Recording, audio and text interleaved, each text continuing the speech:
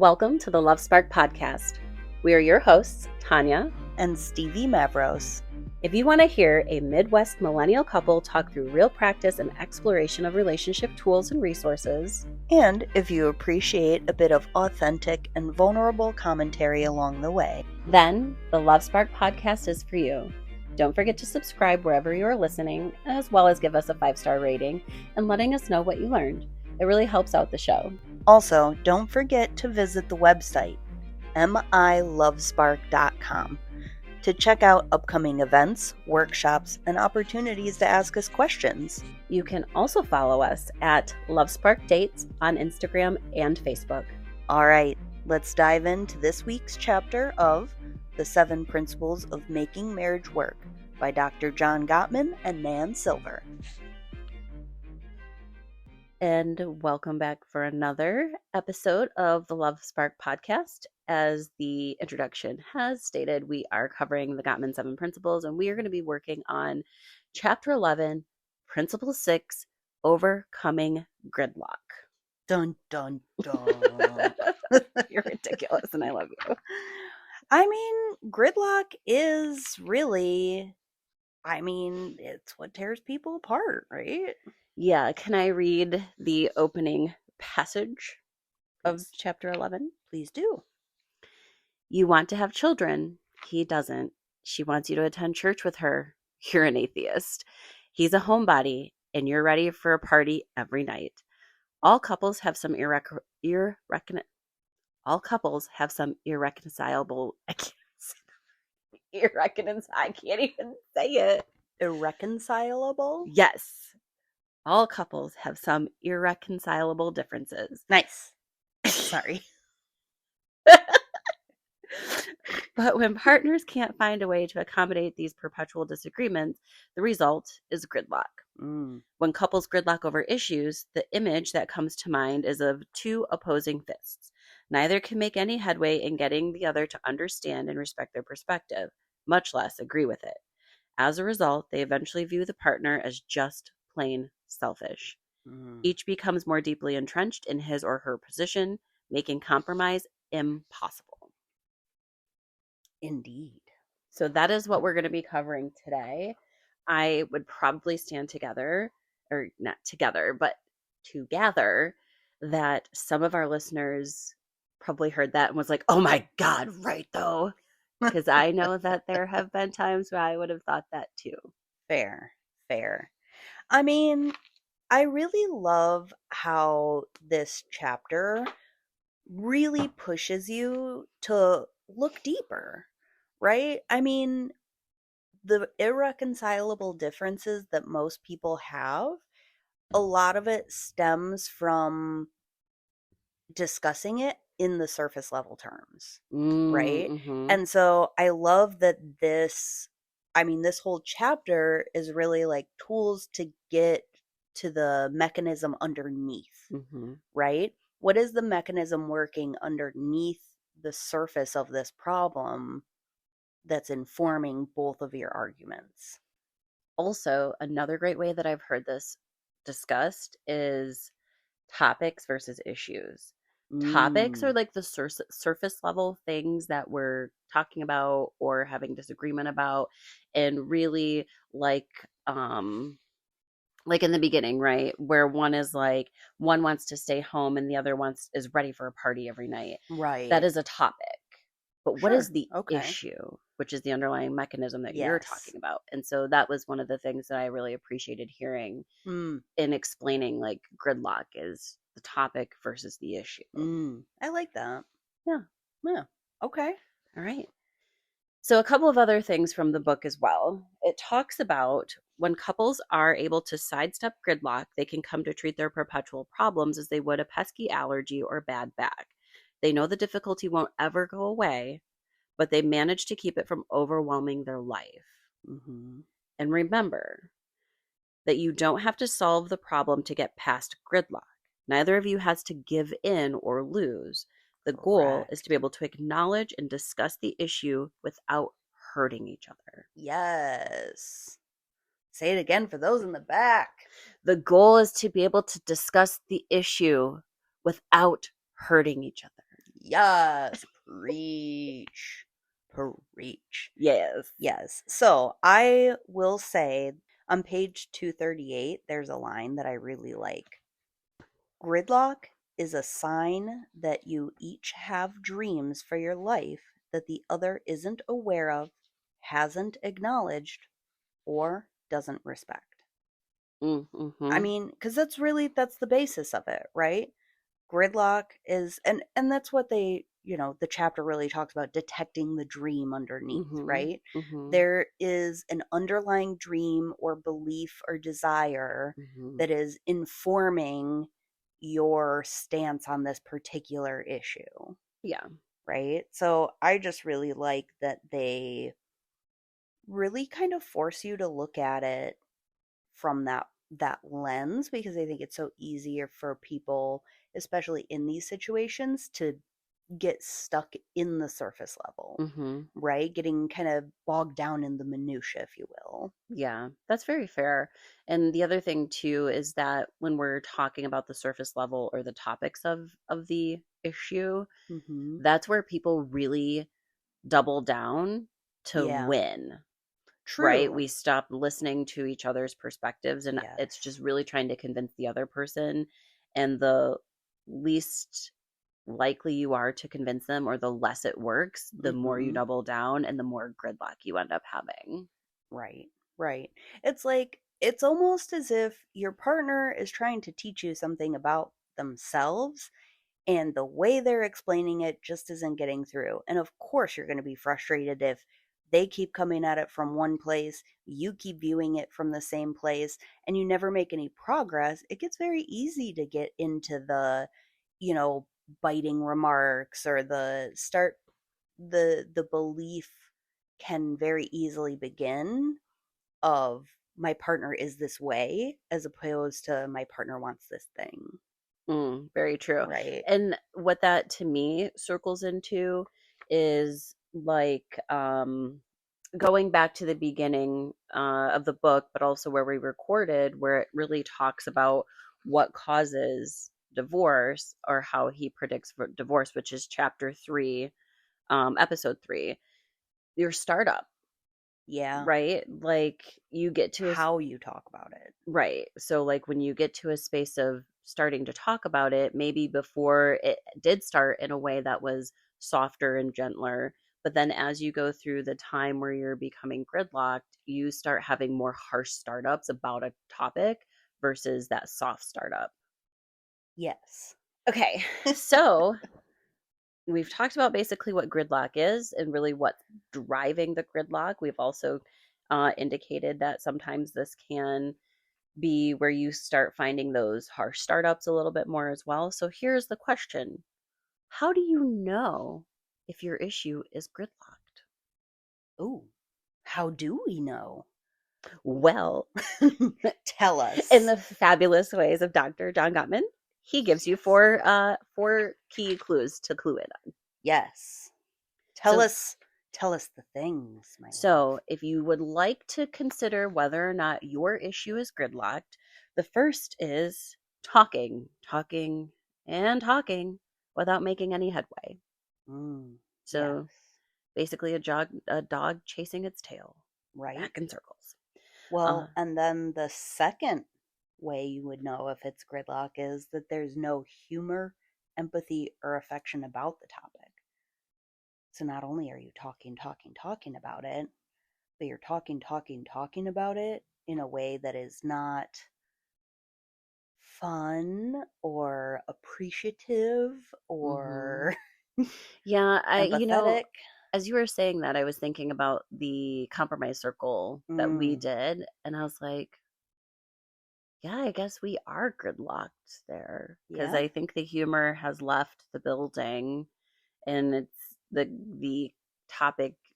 There isn't a lot of affection. It's very sterile, Yep. and I feel like the empathy is gone for sure. For sure. For sure. But I think what's really crazy about it is that I didn't consider our topic gridlock because, again, I feel like I'm still in this place of seeing gridlock as more confrontational, Mm, right? Where there's more right. heated emotion to it. And that doesn't really happen when we kind of get in that space. Like we get annoyed and irritated, but I always like just imagine gridlock to be more of a heated emotion. And so I'm saying this because as our listeners, that is Hmm. not necessarily true. Well, yeah, and I think it's really important to be cognizant of the fact that conflict doesn't look the same for everybody, Mhm. right? And we are not people who really get loud or particularly contentious when we are in conflict. Mhm.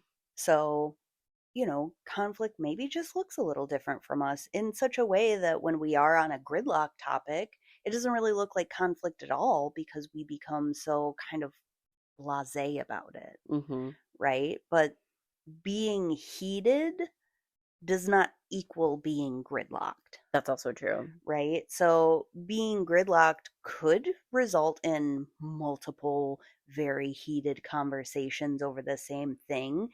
I think in my teenage years, the gridlock issue is throwing your coat over the back of a chair.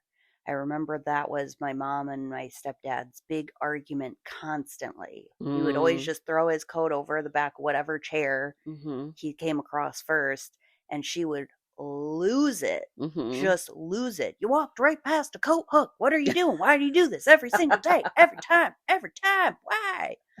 Right? Yeah. And so in my household, that was a very heated, yelling discussion, if you want to call it a discussion, but it was a very heated conflict, right? Whereas for us, our conflict, I think, because we in general are very kind with each other, Mhm. even when we are in gridlock, we look at it like, ugh, I'm not even going to give weight to this thing because it's not that big of a deal. It's just an annoyance. It's just an annoyance. Yeah. But I think the problem with that is that those things that are just an annoyance, it builds, Mhm. right? It piles up because you're not really addressing it. You're not talking about it. You are in different states of mind when it comes to the issue. Mhm. So that can build resentment just as easily as if you are having very heated conflict over it. Very So true. while we haven't gotten to that place, I do think that it's good we're recognizing what our gridlock is now before it gets to a place of resentment. Very true. Very well said, my love. Thank you. Okay, so to circle back as a reminder, one, how do you know if you're good locked? One is talking, talking, and talking without making any headway. Two, there's no humor, empathy, or affection about the topic. And so number three is you become deeper entrenched in your positions. Mm-hmm. I would Yeah, say I don't feel like we're I do. entrenched. Okay. I'm dug in. Okay. I will say that for me, I do think that there is probably more emotion on my side of this conflict than Hmm. for yours. Um, and perhaps because of that, I do feel a little more entrenched, but it's more like I've told you this over and over again, and I feel ignored. And that's where I get a little irritable about it and a little more entrenched, where I'm just like, it's not that hard. Why can't you just do the thing?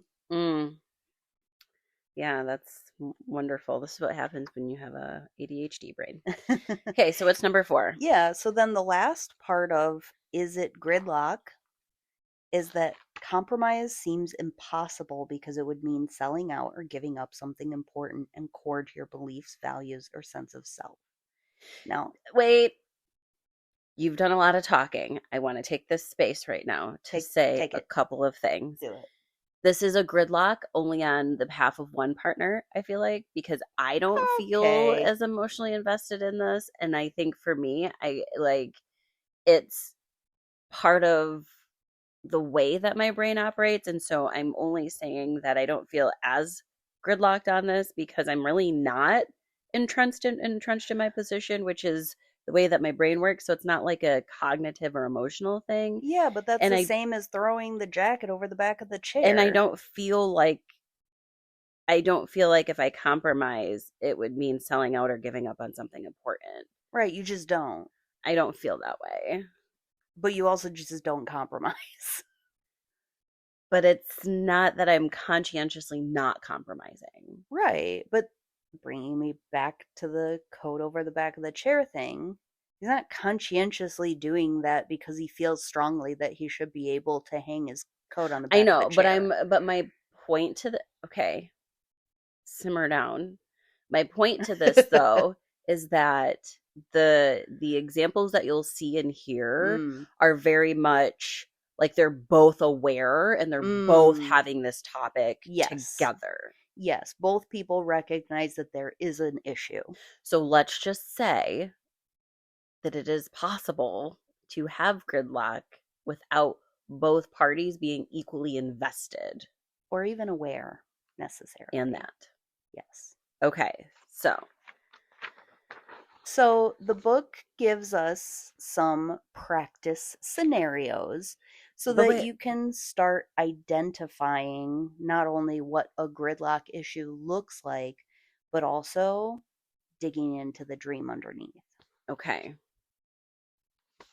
but wait, But before we get to that, there's more. Okay, so on page 243, the book discusses that the key to ending gridlock for Jeff and Catherine, so this was an example within the book, and for all couples is to discuss openly why their position was so important to them, and in particular to open up about the history behind their position and what it meant to them. We call this sort of discussion the dreams within conflict approach to gridlock. mm, It is not it not only helps to diffuse the problematic issue, but also increases your sense of intimacy and connection. mm, Y'all hear that? nice Talking, discussion, vulnerability, exploration. curiosity. Hmm. Dork, love Okay. you. So the first activity is what dreams are made of. Dreams come on many levels, from practical to profound. Our deepest dreams are often rooted in our childhood or from significant life experiences. And so Yes. it gives a list of samples of deeper level dreams, which include a sense of freedom, a sense of spirituality, having a sense of power, exploring who I am, dealing with growing older, consistency with past values, and so on. And so the first exercise is detecting dreams. And so what this does is it gives us a scenario from the perspective of a couple. So the first one is Brandon and Ashley, and it talks about, and our job is to detect the dream underneath within their scenario. I will read Brandon's perspective. Hmm. All right, Brandon's perspective. I think my wife is too neat and tidy. I find myself constantly trying to find things after she's cleaned up. I think she's being inconsiderate and overly controlling, and I'm tired of it. Okay, so I think that Brandon's dream within this conflict is that he wants to have a relaxed home where it has a little more of a lived in feel and things stay where they're left. Not necessarily a state of filth, but also not a magazine cover home. He wants to feel comfortable at home. Mm, okay. I put feeling he can be comfortable in his own home. His home is a safe place. Unsure he doesn't have, sorry, his home is a safe place where he doesn't have to put on airs. A place Mm, he can't, he, a place he can be relaxed away from the rest of the stress of the outside world. nice. Okay. Sorry, my handwriting was terrible on this. That's all So, right. Ashley, on the other hand, she likes a certain amount of order and neatness to her home, and she can find herself constantly cleaning up after Brandon's messes. And she thinks he's being inconsiderate, and she's tired of it. So I put ultimately the goal or the dream is the same. She wants to be able to be comfortable in her home, a place where she can feel relaxed for her. a place where things are within her control and when the outside world isn't, maybe as well. So not only does she want to be relaxed, but that's kind of how she feels relaxed. But then I took it a step further and thought maybe this is just a place where she can control things if her life feels out of control outside of the home. Hmm. Um, Interesting. and then I also kind of went with like a deeper approach of like maybe she grew up in a house that was always messy. And so this is what makes her feel comfortable. Or maybe she grew up in a place that it was always tidy. And so she feels like that's her comfortable space, right? Hmm. Okay. I wrote that I think Ashley's dream within the conflict is that she wants a clean, company ready home. She wants to feel like her home is at the ready at any moment, That's a very and good point. that, she doesn't have to put any thought if there's a knock at the door. Mm. All right. Do you want to read the sample answers? Sure. So, in the workbook, the sample answer for Brandon is I want to feel free in my own home. My mother was very concerned with appearances and kept the house overly neat with furniture covered with plastic. She nagged me all the time to clean up. My wife's neatness and nagging make me feel the way I did when I was a kid. To me, a messy home means comfort and freedom from criticism. Mm. And Ashley's dream within the conflict might be when the house is a mess, it takes me back to the chaos of my youth. As a child, there was nothing I could count on. For example, I never knew who, if anyone, would be making sure I got to school and back. My dad would forget to pick me up, and I hated him for that sometimes. Then I would get home, and there would often be no dinner, no clean clothes. It fell on my shoulders to create all the order and sense of responsibility for my younger siblings. I resented having to do all of that. My dream is to provide a much healthier family environment for my kids and family. To me, order means predictability, security, and peacefulness. I want that for my kids. So we can kind of see, obviously, the sample answers dive a little deeper into kind of the childhood story of what childhood looked like in a way that resulted in our current belief or feeling. But I mean, I think we both kind of hit it spot on, right? My Mm-hmm. answer was Brandon's dream was having a relaxed home where things stay where they are. And Ashley wants a clean, company ready home. And basically, the sample answers say the same thing. He wants to feel free of criticism. She wants to have a sense of control, not necessarily company ready, but a sense of control. So, yeah, but you can really see how we're digging way deeper under the surface of the issue of why can't you stop throwing your jacket over the arm of the chair? Now, granted, I understand different cultures, different rules, different values. Okay, I'm just going to preface with that. But can we also just talk about how did you okay, so first of all these people are technically married in this book because this is Yes, the yes, title of the yes, book. yes, yes, yes. How did you get that far into being together to getting married and have no idea about this? Well, I don't think Outside of outside of the fact of maybe like it's like a religious thing, but I feel like it's context, right? if you've lived with somebody at this point, Yeah, but like there's one thing there, like we were talking about earlier, right? We don't put a lot of weight into our gridlock issue because it's not that big of a deal for either of us, right? But an issue like that, very much like this, compounds over time. So it's just when you move in together, it's just something you kind of make some room for and some adjustments, and you feel like you're just getting used to it. And then once you're together for a while, oh, it's just an annoying thing. And maybe you mention little bits and pieces of your mhm, history, but if you don't put it in the context of I do this because I feel this way because I grew up mhm, seeing this, right? Sometimes you have to connect those pieces for people. People don't always put together like you and your resistance to taking baths in tubs that have walls around them, right? Like you specifically put that into context for me of saying, like you had mentioned, my grandmother was a hoarder. But until the first time I really was like, oh my gosh, we should take a bath together, that was the first time you put into context. My grandma was a hoarder, so when I took baths, pieces of the ceiling would fall into the bathtub and it grosses me out. And so the idea of a bathtub surrounded by walls grosses me out, Mm-hmm. right? But you put it into context for me. I Mm-hmm. think you can go years having an issue like that without putting it into context with for your partner. You're right.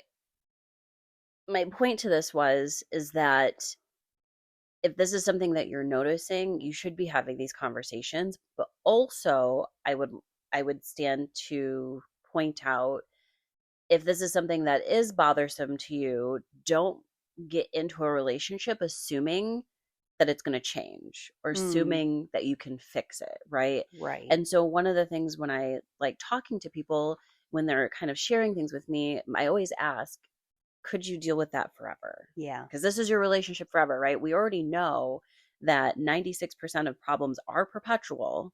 So they're never going to change. It's just how do you I thought navigate it was it? 69%. Okay, so we know that a lot of the problems are perpetual. And so the point is that you need to recognize whether or not that is something you can live with and something that you can deal with. And if Mm, that's going to be a thing, then you want to start facing it head on and don't just assume it's something that it'll be fine later, right. right? Right. Because you grow up and you have the childhood that you have, and that informs a lot of your beliefs. And those things don't really change unless you make the conscientious effort with the desire to change. Very good. Ava and Thomas. All right, so our next exercise in detecting the dream. Let's see. Ava, what's your issue? My husband is overly jealous, especially at parties. I think that social occasions are a time to meet new people, which I find very interesting. But my husband gets shy and withdrawn. He claims that I flirt at parties, but this isn't true at all. I find the accusation insulting and it makes me angry. I don't know how to reassure him, and I'm tired of not being trusted. Mm, So I put Ava's dream within the conflict might be to experience life in a way that allows her to hear and learn others' perspectives, right? That's part of hmm, living for her, is it's just maybe a fascinating thing. And then also being around others at parties makes her feel alive and part of something a little bit bigger. And so that social context is very important for Ava. okay. And I put that her dream within the conflict is to explore the social landscape at parties without worry, or maybe to explore the social landscape alongside her partner. Hmm, And that exploration is very key to her, that's a value for her. very good. What about Thomas? Well, Thomas believes that at parties and other places, my wife looks at other men and acts flirtatious. I find this upsetting and demeaning. I've brought it up repeatedly but can't get her to stop. And I put that I believe Thomas's dream within this conflict is to be his wife's focus and pride within social context. So basically, that he wants to be almost shown off as her partner as opposed to set aside while she explores other people, Mm-hmm. right? And even though I don't think she's exploring other people in a sexual context, I think that he needs to be the focus in that context at a social within a social gathering to feel like his wife is proud to be with him. Mm. He wants to be with a partner who's proud to be with him in He a wants way to be that the arm candy. he wants to be shown off, right? All right. I put Thomas wants to feel secure in his relationship, which he may not have been able to do in the past. Mm-hmm. And he wants to feel like he is the only man to stimulate his wife in such a way that lights her up.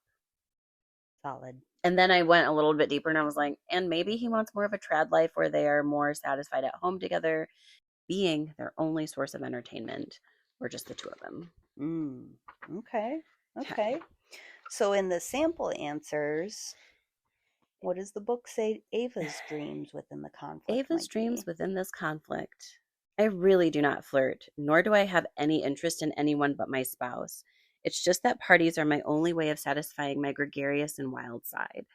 I really don't want to be responsible for anyone else when I go to a party. My dream is to feel the freedom to explore. Hmm. Yeah, fair. And Thomas, his dream within the conflict might be he's always wanted to be able to feel that he was enough for for the someone special in his life. That is, his dream is to feel truly attractive and desirable to his partner. I want my partner to be interested in me, in knowing me, and finding out what I think, what I'm like on the inside. I would find it incredibly romantic if I could go to a party with my wife and she didn't even notice that there was another man there, had eyes only for me, and was totally satisfied spending hours with just me. Oh my God, I feel like we totally nailed it. Yeah, I mean, I think we both kind of, well, you and I specifically do really enjoy looking at people's motivations and underlying beliefs Hmm. that inform their behavior. So I think this exercise is very fun for us, but it's also something that we kind of do anyway when we're Hmm. watching like reality TV. We do this a lot, right? We explore what is the mechanism that's informing this behavior, Yeah. right? So being able to take that kind of clinical perspective and apply it to yourself can be hugely informative for your relationship. Okay. So there is a third couple, Amanda and Mason, but we're going to skip that one.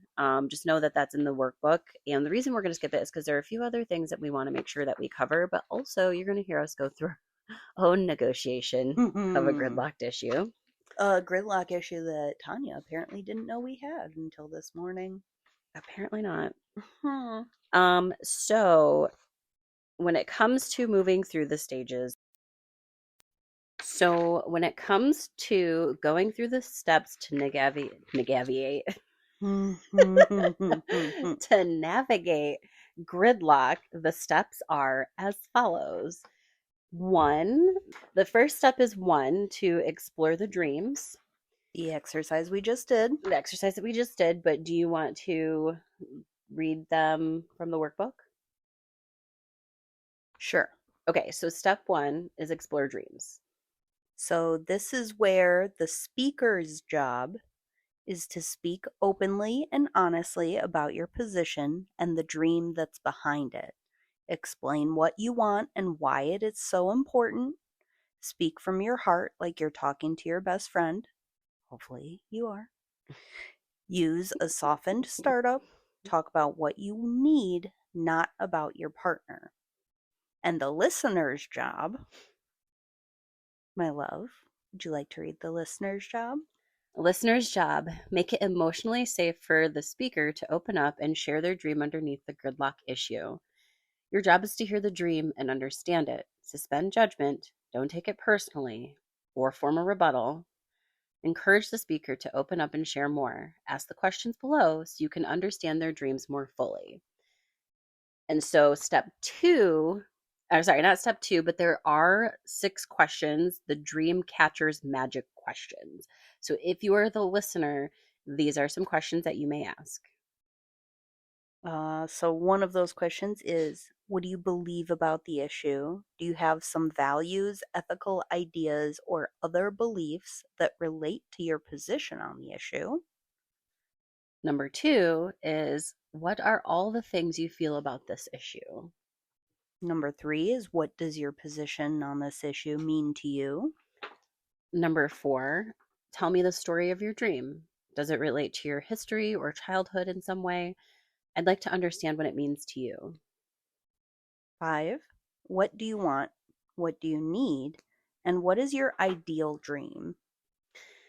Number 6, if I could wave a magic wand and you could have exactly what you need, what would that look like? So, those are suggestions of questions you can Hmm. ask. Obviously, there's a whole world of things you can ask specifically to what your partner is telling you, but the point is be curious about the topic to explore the dream. Yep. And then step two in step two in navigating gridlock is soothe as needed. If you begin to experience flooding, take a break. Prefer to exercise too. Doesn't matter. If you feel flooded, begin to take a break. Yeah, so make sure that you're being kind to each other through the process because exploring the dream can get emotional. Hmm. So then, once you've explored the dream and soothed each other, step three is to reach a temporary compromise. And you do this through the two circle method, which you'll, Which we'll go into. yes, we'll go into after we uh, tell you the last step, which And is step four is say thank you. Offer your partner three specific things you are thankful for or appreciative of. The idea is to conclude with a spirit of gratitude. And so we're going to actually read to you. If you remember, we talked about Ava and Thomas. Ava liked to go out to parties and get to know people. Thomas really didn't like to go out to parties, but when he was there, he would prefer Ava to stay by his side and not talk to any other men. And so here we go. Ava and Thomas, gridlocked problem. She enjoys spending time with other people at parties while he wants her to stay with him. So the first step, which is detect and discuss the dreams within the conflict. Ava, hers are to feel free and to be able to explore by meeting new people at social events. Thomas's. Thomas's is to be the center of Ava's attention. Mm, So then step two is to soothe. Ava is soothed by Thomas's reassurance that he has no desire to control her or determine who her friends are. He is soothed by her insistence that she's not interested in any man but him. They take a half an hour to meditate, an activity they both enjoy. nice. So, step three, reach a temporary compromise, the two circle method, non negotiable areas. So, Ava's non negotiables are she must have the freedom to enjoy herself and meet new people. Thomas's non-negotiable area is that he cannot abide by Ava dancing with or touching other men, even in a friendly way. And so, their area of flexibility then means that Ava, for her, she doesn't have to be completely separate from her husband at parties. And Thomas's area of flexibility is that he can tolerate Ava talking with other men for a few minutes.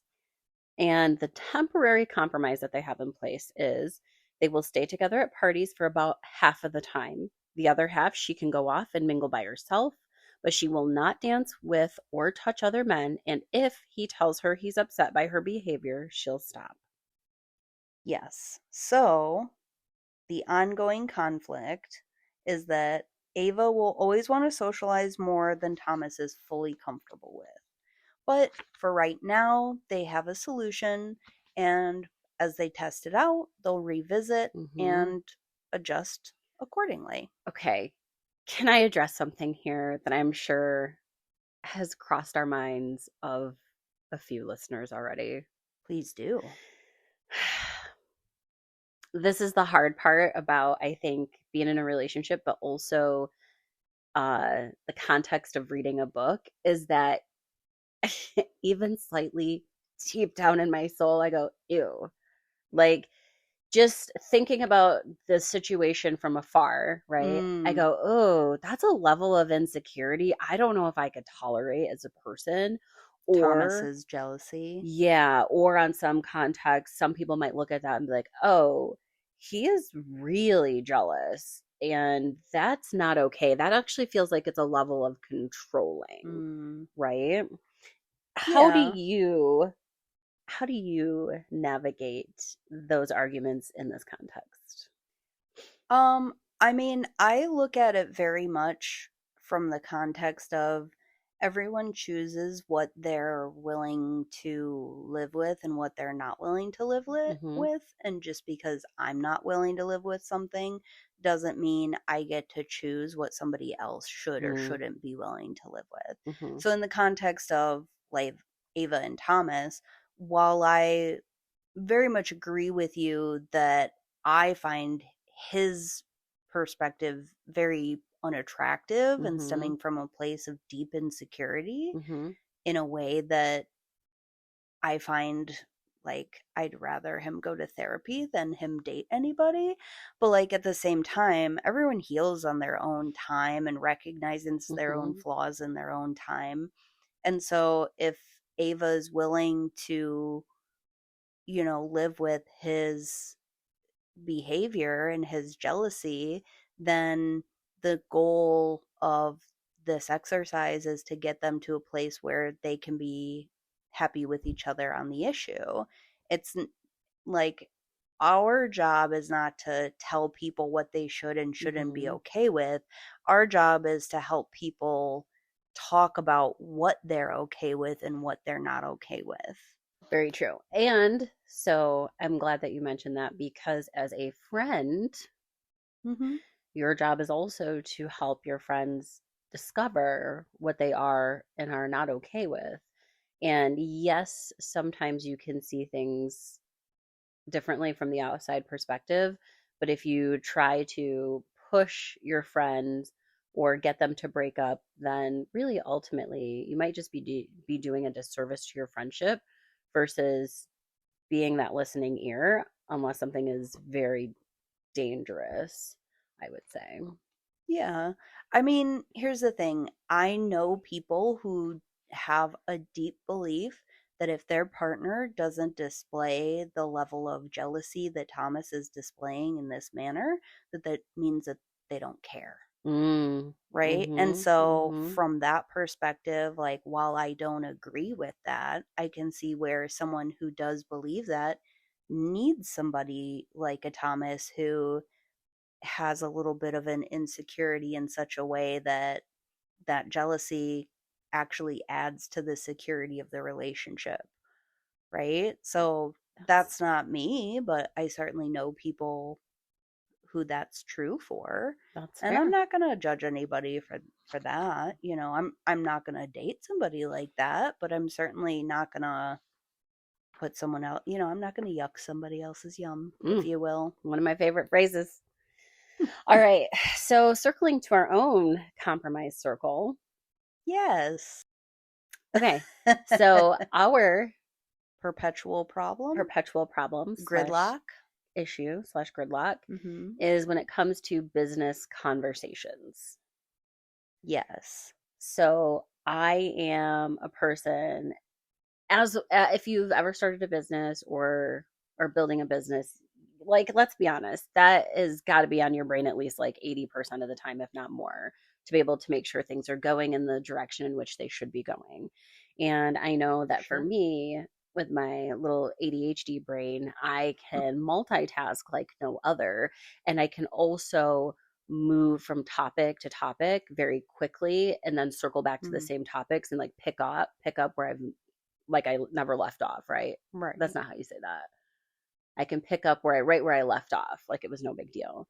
And so there are a lot of times that if we're in the library together or if I'm in my office, I will ask you to think about something. I will ask you a question. I'll ask you to review something, um, just offhandedly, Yes.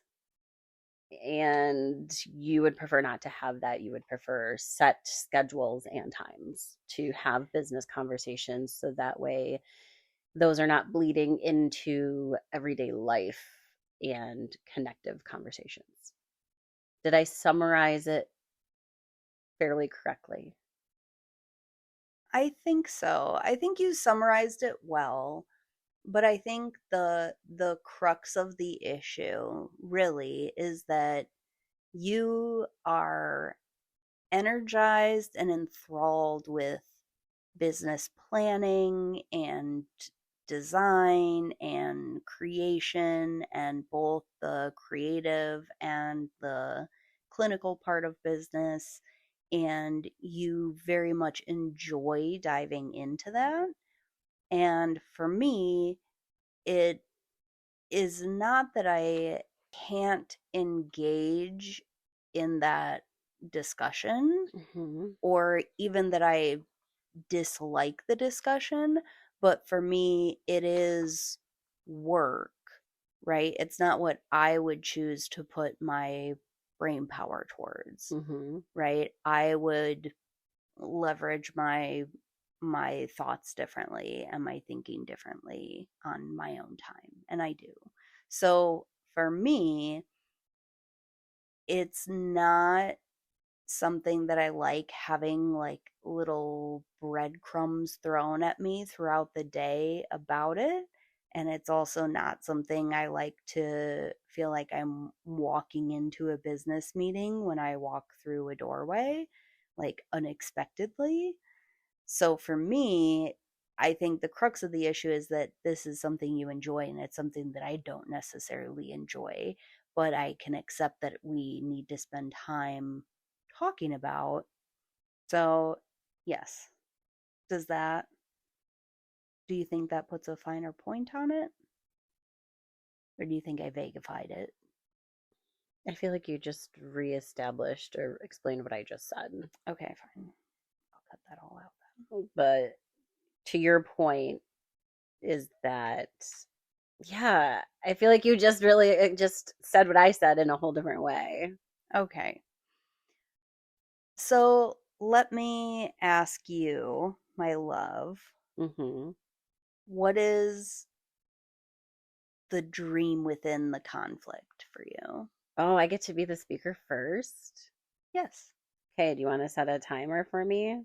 I have a timer going. Okay, our record time Can we is just do like 2 minutes? 48 minutes, just so you know. Okay, Yeah, we can do 2 minutes.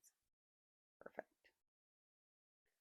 Um, so I think that when it comes to why I ask you for your opinion and things like that, I think it's because coming from a space of being an only child, it's very, I don't have anybody to challenge me. And I feel like I'm pretty awesome all the time. But I also know that I do have my own blind spots, which I'm well aware of. And I try to account for those within business. But I think that sometimes, especially when you are in business and you are so in it, that sometimes you can't actually see what you think you're seeing or you can't see past what you're working on. And so I think that when I ask you questions, it's really trying to get another perspective and another voice to just kind of double check myself in a way. But then the other thing about it is that this, while yes, Love Spark is my dream, I still consider it our dream because the ends, these are the means to the ends in which we want, where we can have more life freedom to be able to create more of our own schedules, where you can have the ability to become an artisan of woodworking. And so I feel like even though it's my dream, in some ways I want to incorporate you into some of the finer points of that dream, because ultimately it's going to impact us together as a couple and as a family. And so even though they might be little things that don't seem like such a big deal to me, it all ties together. And so when I do ask for your opinion, it's because I trust you and I want to make sure that what I'm doing will be beneficial for the both of us and not just for Love Spark or not just for myself. And so I feel like it's a way to keep balance. I'm writing this down. Okay. So for me, that was actually almost exactly 2 minutes, by the way. Oh my God, that's the Just fastest I've ever said anything, I'm sure. okay. So for me, I think that really what it comes down to is I like to own my time. And, I have had people in the past be very demanding of my time and commanding of my time in such a way that I felt very almost erased from my own time. And so for me, I think it's very important to have separation of like my time at work belongs to work, my time with you belongs to us, my time to myself belongs to myself, right? And time for the business belongs to time for the business.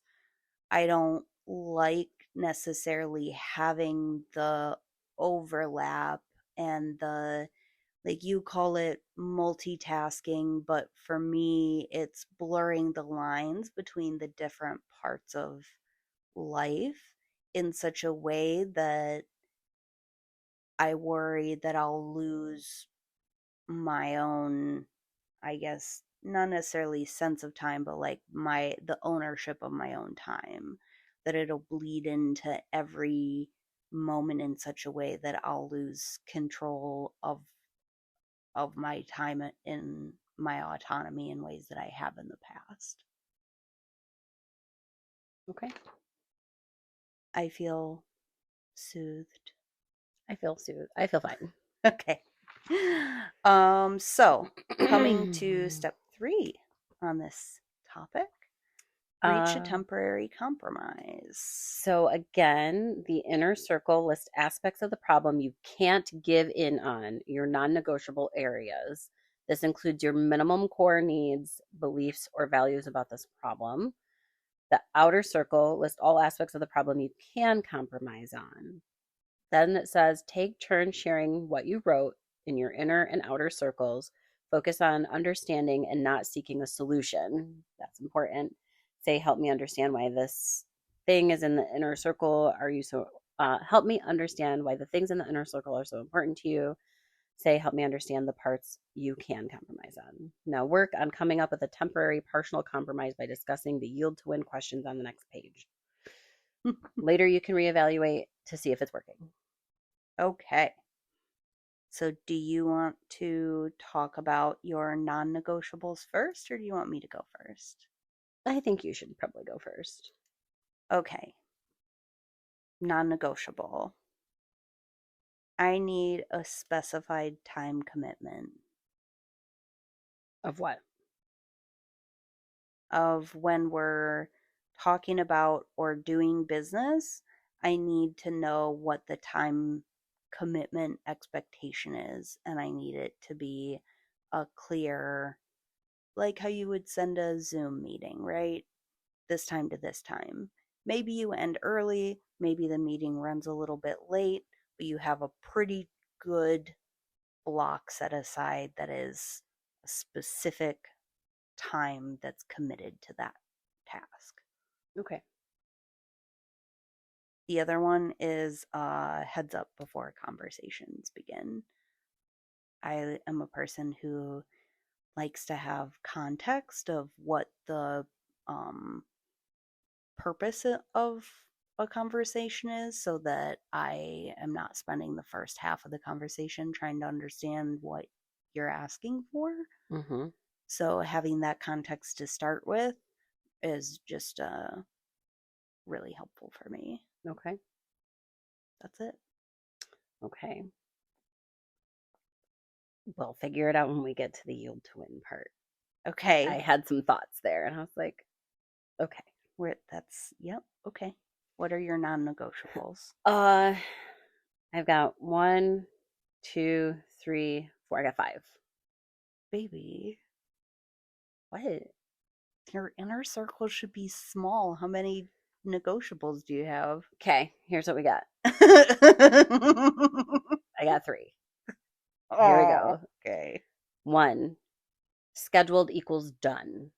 I guess this kind of circles into my last one actually, which is don't bring it up off schedule. My second one, at least once daily. So I guess that could be a 30-minute check in or an hour, but I think that depending on what's going on, it would be helpful to do, to have a conversation once daily. Um, Brainstorming together. So this kind of goes into wanting to make sure that the business is in alignment with not just the business, but our future. And I do still feel it's very important that you're there through part of that process as a means of alleviating any kind of upset or resentment. And then my other non negotiable, which I guess maybe I could put into a negotiable state, was if you disagree, then you have to come up with a solution and do the work. Hmm. Okay. That was four. Yeah, that's it. I thought you said you had five. I did, but I wrapped the last one, which was bring don't bring it up off schedule and with schedule equals done. Can you explain that a little bit more for our listeners? Which part? Both the scheduled equals Okay. done and the other one. So scheduled equals done and don't bring it up off schedule. I think for me, it makes the lines blurry of what you would prefer to have happen and then what actually happens. And so basically, if we're going to put it on the schedule as requested, then it doesn't matter if we both feel like shit, if we are tired and we don't want to do it. We have to suck it up and do it because to me it feels dismissive to want to adhere to that and to schedule things, but then we always take it off the calendar or move it to somewhere else.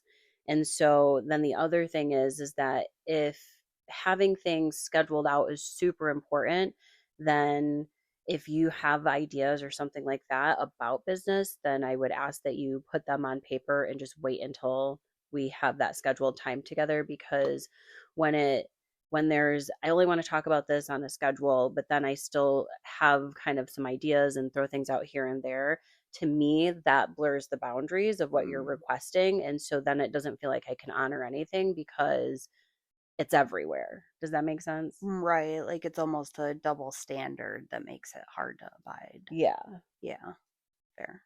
Okay. Do Okay. you want to share your non-negotiables?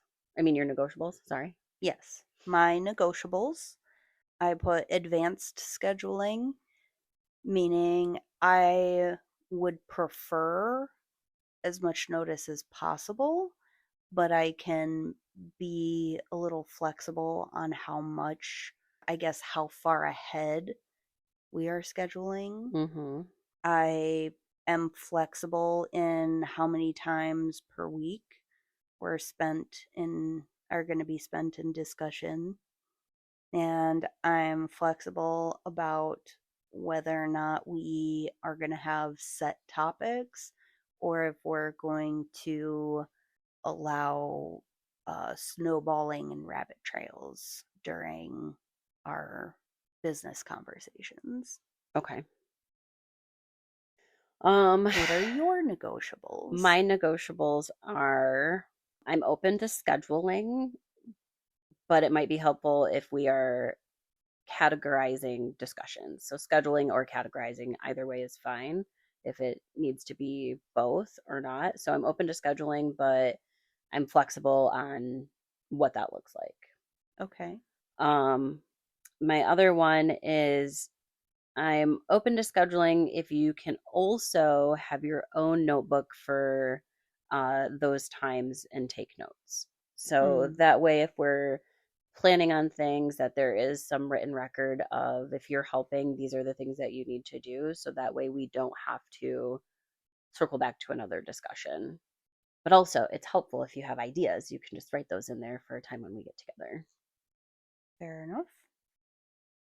And then my other compromise was I'm okay with different perspectives with time to pivot as long as we can come back the same day to navigate. Is this specifically when we disagree about something? Yes. Okay. So I guess this kind of feels a little contradictory to your non negotiable of if I disagree, then it's on me to find a solution. So can you repeat this as your negotiable item? What do you mean? Will you just say it again? So it's okay with different perspectives with time to pivot. So if we have a plan moving forward and then let's say you come up with something else that you're like, oh, this actually might work a little bit better. I'm okay with that as long as we renegotiate but come back to it the same day. Right. Mm, So I feel like sometimes we do start on a plan, and I know I do it too. I'm like, oh, but this would be way better.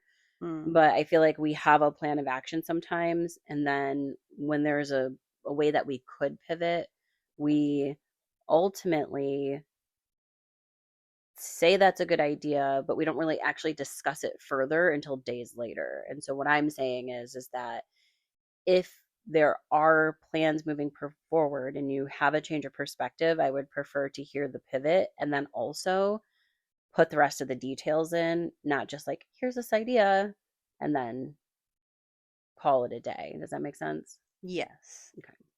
Okay. Okay. Okay. So compromise, yield to win. Compromise with me like I'm someone you love, getting to yes. Work on coming up with a partial temporary compromise by discussing the questions below. Remember that the goal of a perpetual problem is not to find an ultimate solution, but to be able to dialogue about it. Try to develop a common way of thinking about the issue so that you can work together to construct a plan that you can both live with. So the first step says, what do we agree about? Well, we agree about scheduling time, Okay. scheduling ahead of time. I can definitely agree with treating it like work, like scheduled equals done. Mm-hmm. I can get down with that. Yeah, I can get down with that.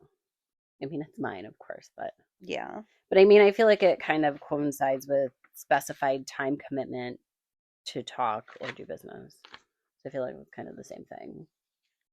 Yeah. Okay, so scheduled equals done. Heads up before conversation.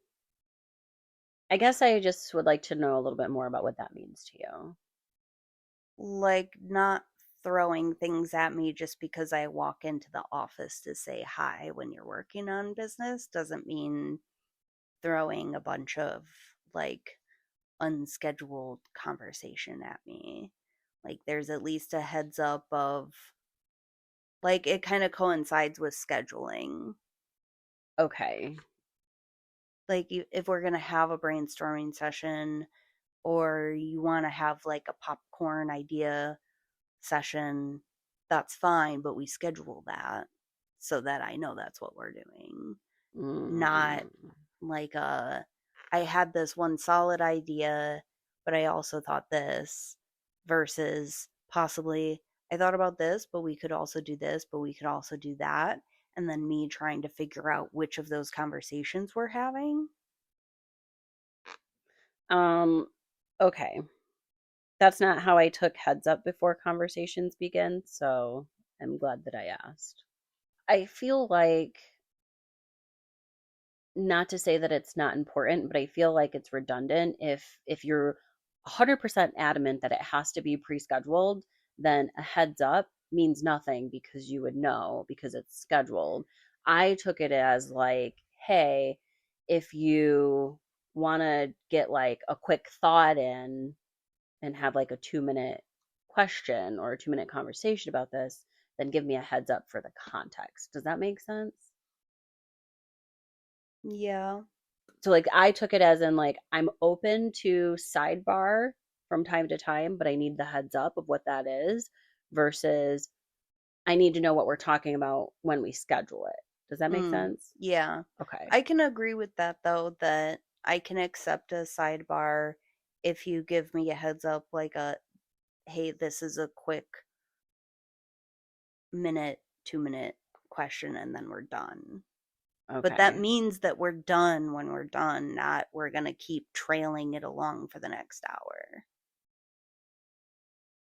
Okay. So then my non-negotiable is then you have to end the conversation if it's not ending as it should. I will do my best to make sure that I'm being respectful of that time, but I ask that you also make me aware if I'm not. Okay, Fair? fair enough. Okay, so we've agreed scheduling ahead of time. We've agreed scheduled equals done, and we Hmm. can sidebar, but 2 to 5 minutes, and you need to know what's coming up. Yes. Okay. Need to know deets. Okay. What feelings do we have in common? Frustration. Fair enough. What goals do we have in common? We both want to talk about business in a productive way. And how can we accomplish these goals? I feel like we just created that in number one. Okay. Our compromise that honors both of our needs and dreams is basically that we'll schedule the conversations ahead of time. And if they're scheduled, they're scheduled. Yes. And we can sidebar for 2 to 5 minutes, but you need to know the details, and a request needs to be made beforehand. Yes. Okay. Well, I would like to say thank you for listening to my needs and my reasonings. Mm-hmm. I would also like to say thank you for making sure you clarified with me. I know that sometimes we do get a little hung up on language, but I do really appreciate clarification. And I would also like to thank you for being so agreeable. You don't You're need to welcome. squint at me like that. You're I feel welcome. like you were pretty agreeable. Yes. Thank you for having this conversation and making some specific action steps slash planning to move forward, because I do want to respect your time, and I do want to make sure that Love Spark is being built in a way that is beneficial to the both of us and not just the business or myself. And so being able to have those discussions with you is very important. So I appreciate that you are willing to do that. And I appreciate that you recognize the importance of scheduling equals done, especially in the context of wanting to make sure that it is something that we can still do together. And also in recognizing how that can be, but I appreciate that you can recognize how it would be confusing to have plans put in place to have scheduling, but then to still have those conversations sidebar. And so I appreciate you recognizing that, but also being willing to sidebar. And so just overall, your ability to navigate for both of us to get what we want, because really that's what this business is for both of us to get what we want, which is a lot of fucking freedom. So and then thank you for taking the time to really consider what it is that you want, and then also um, explaining that to me in a way that I understand why it's important to you. You're welcome. All right, so that cuts the end of chapter 11, where we talk about problems Overcoming gridlock. and overcoming gridlock. Our I think next, I think what's important to recognize is even when you have perpetual problems, you can still make progress, right? ooh, Perpetual does not mean progress free.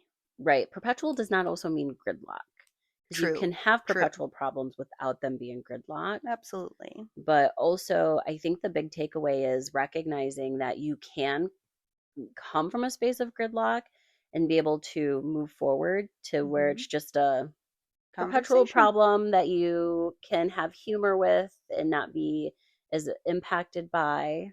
Hmm. And it's Maybe important. someday it turns into an inside joke. Maybe, That's the true mark of overcoming gridlock on a perpetual problem when it yes, turns into an inside joke. fair. And that it's not going to be solved the first time. Yeah, It may take some time to get through the process, but ultimately, yeah, you'll get there. yeah. It might be a while before you're not feeling hurt or overwhelmed by the conversation, but if you keep practicing, you'll get to a space of being able to actually work through it And together. then you'll have your own code word like taco. Absolutely. Absolutely. Until then, folks, we will see you next time. Indeed. Before we sign off, here is an upcoming opportunity from LoveSpark. Join us at Lansing Pride on June 27th from 1 to 9 p.m., and we'll have a special release just for Pride. Once again, we want to thank all of our fabulous listeners for joining us this week on the LoveSpark podcast. Don't forget to hit that subscribe button. Along with subscribing, please remember to visit us at milovespark.com, follow us at LoveSpark Dates on Instagram and Facebook, and join us again next week for another fabulous episode. Indeed.